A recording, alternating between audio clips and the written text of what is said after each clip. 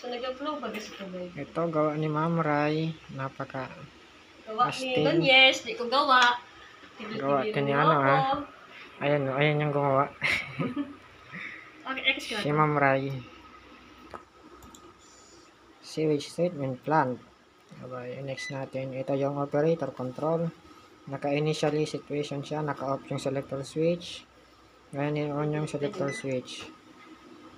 At ito yung sa animation. Pag in-on ko yung nag-high level, pag pumalo siya ng high level, i-start yung pump 1. After 10 seconds delay, yung pump 2 naman. Okay, balik tayo sa operator control. Yan, ang start natin itong normal level ng low level. Ano na yung na-activate na yung pump 1, yung flow ng water.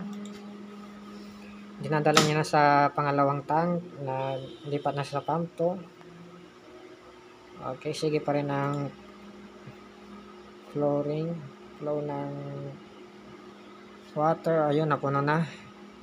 Siyempre, napuno na yon. O nang bababa mo na yung ano.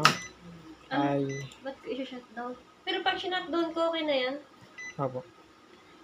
And then, tingnan natin. Ayun. Bumalik siya sa initial value. Ito na rin yung motor. Ano pa man? Oh, Ulit ko pa ba video ko?